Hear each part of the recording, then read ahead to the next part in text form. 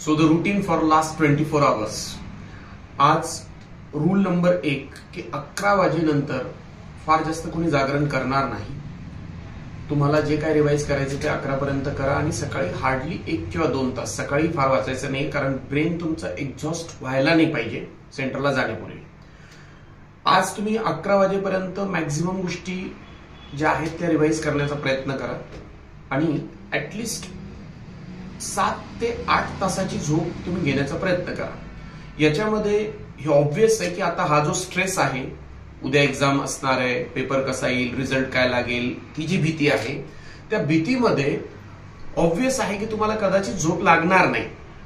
पण तरीही तुम्ही झोपण्याचा प्रयत्न करा, जेणेकरून तुमच्या शरीराला आणि शक्य होईल तेवढं मनाला रेस्ट मिळेल. तुमचा माइंड हा पीसफुल, फ्रेश आणि एनर्जेटिक असणं गरजेचं आहे पेपर चांगला जाण्यासाठी. सेकंड थिंग, 7 ते 8 तास झोप घेतल्यानंतर सकाळी ज्यावेळेला तुम्ही उठाल हार्डली 1-2 तास तुम्ही वाचा. त्यानंतर हेवी ब्रेकफास्ट घ्यायचा आहे. तुम्हाला कोणी कितीही म्हटलं की नाही पेपरमध्ये आपण इतके कॉन्शियस असतो की आपण किती खाल्लं तरी आपल्याला झोप येण्याचा प्रश्नच होत नाही. तर त्याच्यामुळे तुम्ही हेवी ब्रेकफास्ट घ्यायचा. सेंटरला निघतानाही काहीतरी खायचंय आणि सोबत आणखी काहीतरी ठेवायचंय खायला, जेणेकरून तुम्ही एंटर करण्यापूर्वी आणखी थोडं खाल. कारण तुम्हाला पेपर द्यायचा दुपारी. तुम्ही सकाळी 9ला जरी खाल्लेलं असेल तर 2 पर्यंत 3-4 तासाचा वेळ निघून चाललाय. तर त्याच्यामुळे पेपरच्या किंवा सेंटरच्या आत जाण्यापूर्वी तुम्हाला काहीतरी खायचंय. मी खाण्यावर एवढा जोर का देतोय, त्याचं कारण असं आहे की तुम्हाला जर परफॉर्म व्यवस्थित करायचंय तर तुमची बॉडी फुल्ली लोडेड पाहिजे फ्युलने. आणि आपल्या बॉडीचं फ्युल म्हणजे अन्न आहे. जर तुम्ही उपाशी असाल, जर का तुमच्या बॉडीमध्ये एनर्जीच नसेल तर तुम्ही ड्राउझी फील कराल, तुम्हाला थकल्यासारखं वाटेल खूप लवकर. आणि तुम्ही उठतायत सकाळी, खातायत सकाळी, पेपर दुपारी आहे, म्हणजे तुम्हाला 2 ते 5 तुमची एनर्जी आणि स्टॅमिना मेंटेन करायचा असेल तर सकाळी ब्रेकफास्ट करून निघतानाही काहीतरी खायचंय आणि सोबतही काहीतरी ठेवायचं, जेणेकरून वेळ झाली 2 वाजेची की 1-1:15 किंवा पेपर सेंटरच्या आत जातानाच काहीतरी खाऊन घ्यायचंय. डॉक्युमेंट जे सोबत लागणार आहे ते आज काढून ठेवा. वेळेवर गोंधळ नको. सगळी लिस्ट आज ठेवा आणि आजच ते काढून ठेवा. ती जी कुठली बॅग आहे ती बॅगही व्यवस्थित ठेवा आणि उद्या व्यवस्थित तिथे घेऊन जा.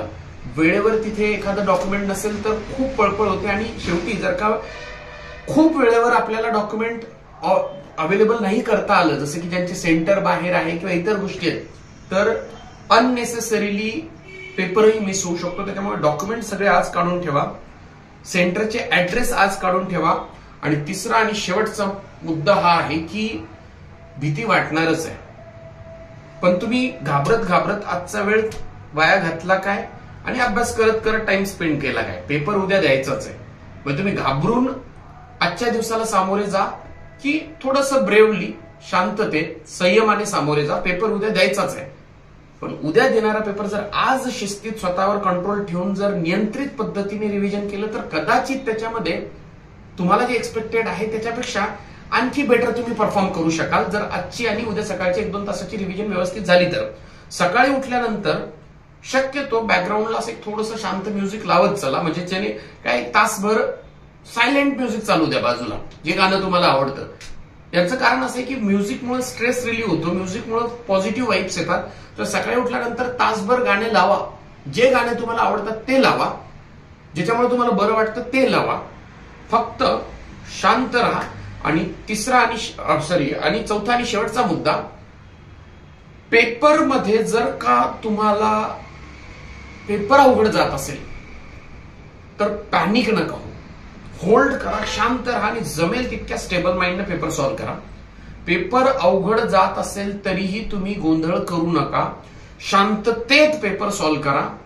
3 तास स्टेबलच राहा. जमेल तितकं बेस्ट पॉसिबल द्या.